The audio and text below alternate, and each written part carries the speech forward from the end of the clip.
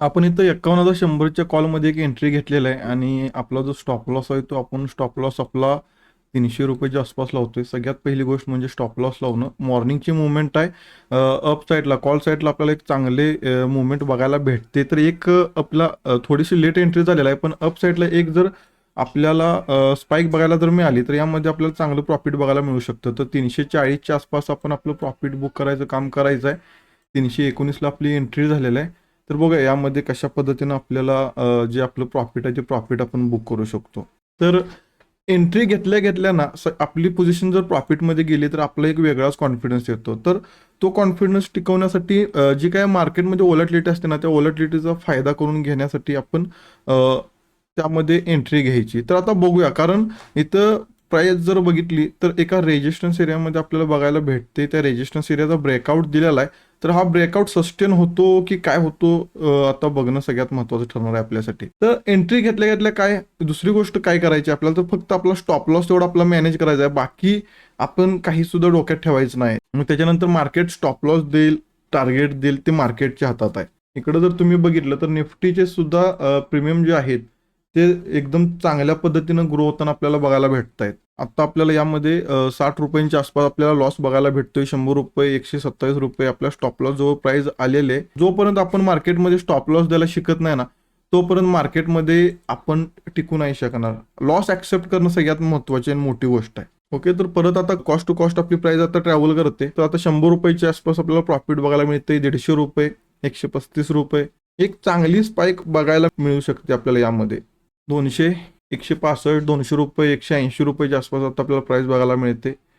पण एक चांगली स्पाइक अपला बघायला मिळणं गरजेचं आहे. 340, 350 यामध्ये जर आपल्याला बघायला मिळेल. आपला स्टॉप लॉस 20 पॉईंटचा म्हणजे 340च्या आसपास आपल्याला 1 ॲज 1 टार्गेट आहे. पण वरून एक आपल्याला चांगलं रिजेक्शन बघायला भेटते. तर बघूया कशा पद्धतीनं गोष्टी घडतात.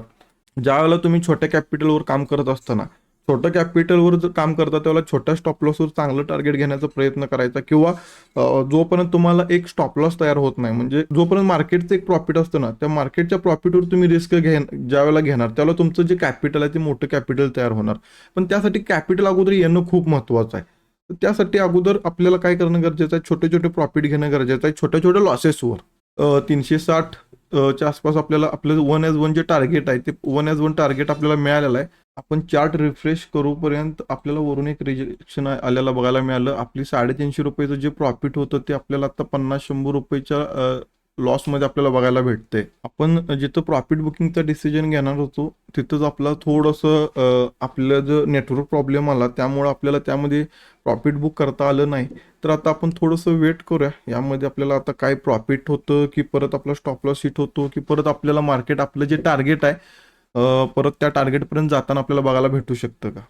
कारण हा जो ब्रेकआउट मिळाला ना 5 मिनिटच्या टाइम फ्रेममध्ये मिळाला आहे, तर 15 मिनिटच्या टाइम फ्रेममध्ये आपल्याला हा ब्रेकआउट कॅन्डल याच्यावर सस्टेन होणं खूप गरजेचं आहे. मार्केटमध्ये ट्रेडिंग करताना तुम्हाला सगळ्या गोष्टी इझी कधी जाणार आहेत, ज्या वेळेला तुम्ही एका स्ट्रॅटर्जीला कंटिन्युअसली तुम्ही फॉलो करताय, त्या कंटिन्युअसली तुम्ही त्या स्ट्रॅटर्जीला प्रॅक्टिस करताय आणि प्रॅक्टिस केल्यानंतर काय होणार आहे, प्रॅक्टिस केल्यानंतर तुम्ही त्या स्ट्रॅटर्जी बरोबर तुमची सायकोलॉजी मॅच होणार आहे आणि त्याच्यानंतर तुम्ही मार्केटमध्ये इझीमध्ये तुम्ही थांबू शकताय. कारण मी इतक्या इझीमध्ये मार्केटमध्ये कसं थांबू शकतो, तर मी ह्याच्या पाठीमागची 4 ते 5 वर्ष मी याच्यासाठी घालवलेले आहेत. आता इथं मी तुम्हाला सिंगल लॉटवर प्लॅन करून दाखवतोय कारण तुम्हाला सगळ्या गोष्टी समजाव्यात यासाठी. पण मोठ्या क्वांटिटीनं माझं दुसऱ्या अकाउंटवर माझा ट्रेड चालू असतो, हे तुम्हाला सुद्धा माहिती आहे. डेली मी माझं प्रॉफिट लॉस मी तुम्हाला शेअर करत होतो आपल्या इन्स्टावर. पण त्यातून तुम्हाला काही नॉलेज भेटणार नाही म्हणून आपण यात तुम्हाला सगळ्या गोष्टी समजाव्यात, नॉलेज वगैरे तुम्हाला भेटेल यासाठी आपण हे चालू केलेलं आहे. तर इथं जर तुम्ही आता बघितलं बँक निफ्टीपेक्षा निफ्टी किती जबरदस्त पद्धतीने वाढते इथं तुम्ही बघू शकताय. ओके, परत आपल्याला आपल्या टार्गेटच्या ठिकाणी गेलेलं बघायला भेटतंय. ते 356, 340, 360 आपल्याला आता प्रॉफिट बघायला भेटतंय. 400, 427, 490 ग्रेट ग्रेट 451, 467. ओके ठीक आहे, यामध्ये ना आपण आपलं प्रॉफिट बुक करूया.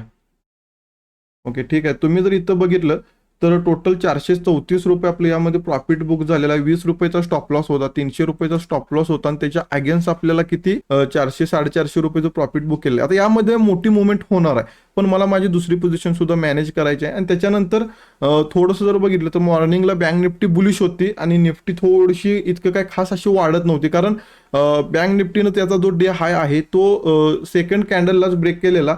पण निफ्टीचा तुम्ही जर डे हाय बघितला तर त्यानं आत्ता ब्रेक केलेला आहे. पण इथून जर बघितलं 146 पासून 170 म्हणजे टोटल 20-25 पॉईंटची मुवमेंट दिलेलं आहे आणि यामध्ये आपल्याला सुद्धा चांगलं एक प्रॉफिट बघायला मिळालं असतं. पण ठीक आहे, बँक निफ्टीनं सुद्धा एक चांगलं प्रॉफिट दिलेलं आहे. किती यामध्ये आपण एक लॉट बाय केलेला आपण किती 320 ला, म्हणजे टोटल 4 ते 5 हजार रुपये यामध्ये आपलं इन्व्हेस्ट झालेलं आणि त्याच्या अगेन्स्ट आपल्याला 400 रुपये मिळाले. म्हणजे टोटल जर बघितलं तर 10%च्या आसपास आपल्याला यामध्ये रिटर्न्स भेटलेले आहेत. ओके, तर जर आता इथून पुढे मी नेक्स्ट ट्रेड एखादा प्लॅन केला तर मी तुम्हाला त्याची अपडेट देईनच. तोपर्यंत तुम्ही व्हिडिओला लाईक कमेंट शेअर करायचा आहे. चॅनलला जर अजून सबस्क्राईब केलं नसेल चॅनलला पटकन सबस्क्राईब करायचं आहे. ओके, ठीक आहे. तर 24,850च्या कॉलमध्ये ट्रेड प्लॅन इथं आपण केलेला आहे. तर बघूया यामध्ये आपल्याला टोटल एक 10 पॉईंट जर आपल्याला यामध्ये मिळाले तर आपण यामध्ये आपलं जे प्रॉफिट आहे ते प्रॉफिट बुक करणार आहे. 190ला आपल्याला एंट्री झालेलं आहे आणि आपला स्टॉप लॉस आपण 180ला ठेवतोय.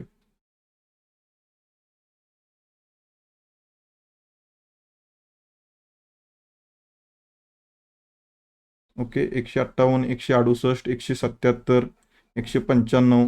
ओके, ठीक आहे. 200, 215, 218, 181, 163.